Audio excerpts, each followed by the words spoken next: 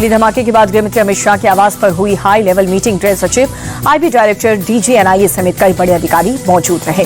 दिल्ली धमाके पर प्रधानमंत्री मोदी ने दुख जताया। भूटान में बोले, दोषियों को बख्शेंगे नहीं, जिम्मेदारी को न्याय के कटघरे में लाया जाएगा। मैं पीड़ित परिवार का दर्द समझता हूं, पूरा देश उनके साथ है।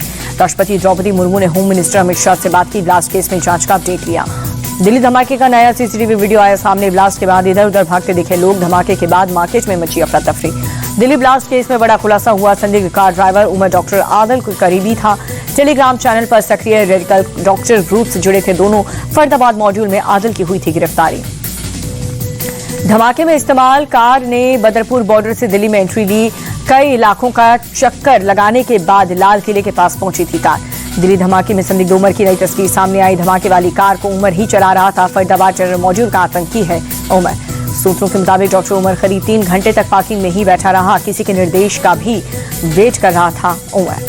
मोहम्मद उमर की फरीदाबाद मामले में हो रही थी तलाशी। काले रंग का मास्क पहन करके चला रहा था i20 car driver doctor Umar के परिवार पर भी पुलिस की नजर है। पुलवामा में उसके पिता को हिरासत में लिया गया।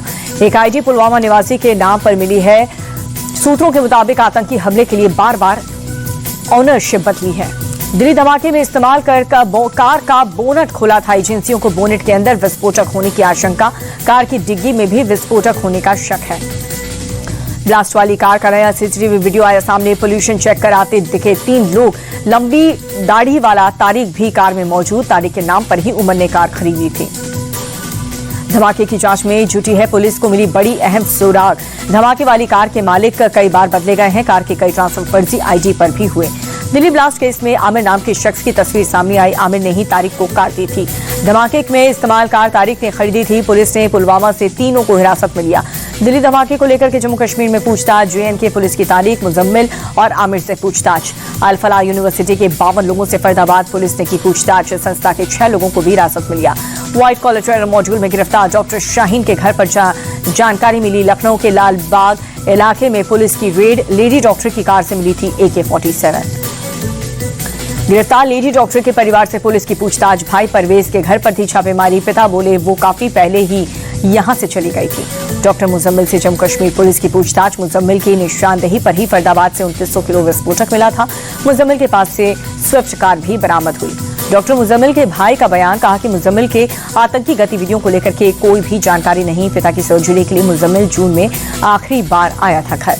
फरीदाबाद पुलिस का अल फलाह यूनिवर्सिटी के आसपास गांव में तलाशी अभियान। 4 लोगों को हिरासत में लिया। चारों कश्मीर के रहने वाले।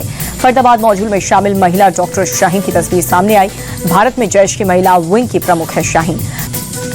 धमाके के बाद यूपी से लेकर के दिल्ली तक हाई अलर्ट है। लखनऊ में ATS, जम्मू कश्मीर और यूपी पुलिस से पुलिस की छापेमारी।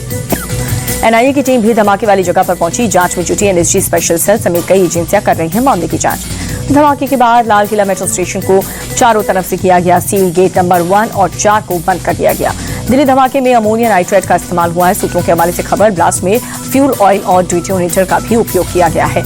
एजेंसियों को दिल्ली ब्लास्ट में फिदाइन हमले का शक है। कार में मारे जाने वाले का DNA टेस्ट कराएगी पुलिस की टीम।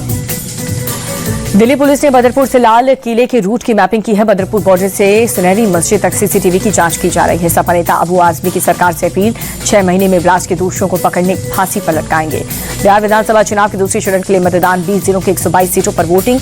1302 उम्मीदवारों की किस्मत दांव पर। दूसरे चरण में कई दिग्गजों की साख दांव पर है। पूर्व डिप्टी सीएम रेणु देवी, तारकिशोर प्रसाद चुनावी मैदान में। कांग्रेस नेता अजीत शर्मा समेत कई बड़े नेताओं की सीट पर भी वोटिंग हुई। पप्पू यादव ने कई बूथों पर वोटिंग मशीन खराब होने का दावा किया। बोले कि कई मतदान केंद्रों पर मशीन खराब है। लोकतंत्र में ये गलत है। कई बूथों पर वोटर्स पर लाठीचार्ज भी हो रहे हैं। आरजेडी नेता मृत्युंजय तिवारी ने बिहार में बदलाव का दावा किया। बोले कि जनता इस बार बदलाव के लिए वोट कर रही है। पूरे राज्य में परिवर्तन की लहर है। बिहार बीजेपी अध्यक्ष दिलीप जायसवाल ने किशनगंज में वोट डाला। बोले कि पूरे बिहार में उत्सव का माहौल। जनता फिर से एनडीए की सरकार बनाने का कर रही है दावा। बिहार के सासाराम में दूसरे चरण के मतदान के दौरान प्रशांत किशोर ने कहा कि आज 65% से ज्यादा लोग मतदान करेंगे और नया रिकॉर्ड बनेगा। बिहार कांग्रेस अध्यक्ष राजेश राम ने औरंगाबाद में किया मतदान। ई रिक्शा से पहुंचे मतदान केंद्र। संजय जायसवाल ने एनडीए को 200 से ज्यादा सीट मिलने का दावा किया। बोले एनडीए के पक्ष में लोगों ने किया है मतदान। अररिया में एक पोलिंग बूथ पर जबरदस्त हंगामा हुआ। बीजेपी कांग्रेस के समर्थक में बीच हाथापाई हुई। कांग्रेस ने बीजेपी पर कांग्रेस मतदाताओं को पिटाई का आरोप लगाया। महुआ को लेकर के तेज प्रताप यादव बोले, महुआ हमारे नाम से जाना जाता है और किसी के नाम से नहीं। हमारी जीत निश्चित है। 2 दिन के भूटान दौरे पर प्रधानमंत्री मोदी वैश्विक शांति प्रार्थना महोत्सव में शामिल हुए। SIR पार्ट 2 के खिलाफ याचिकाओं पर सुप्रीम कोर्ट में सुनवाई। सुप्रीम कोर्ट ने चुनाव आयोग से 26 नवंबर तक जवाब मांगा। बलरामपुर दौरे पर सीएम योगी आदित्यनाथ मां पाटेश्वरी मंदिर के परिसर में गाय का चारा खिलाया। बरेली हिंसा मामले में मौलाना तौकीर रजा की न्यायिक हिरासत बढ़ी। कुल 46 आरोपियों को 25 नवंबर कस्टडी। राजस्थान के जैसलमेर में सेना का युद्धाभ्यास त्रिशूल अभ्यास के तहत जवानों की मिलिट्री ड्रिल। पंजाब के फिरोजपुर में हथियार तस्करी के गिरोह का भंडाफोड़ हुआ। 2 आरोपी गिरफ्तार। 6 पिस्तौल जिंदा कारतूस बरामद। सीमा पार से करते थे हथियारों की तस्करी। तेजी के साथ बंद हुआ शेयर बाजार। सेंसेक्स 335 और निफ्टी 120 अंक उछला। अमेरिकी डॉलर के मुकाबले ₹16 की तेजी। $1 का भाव 88.57।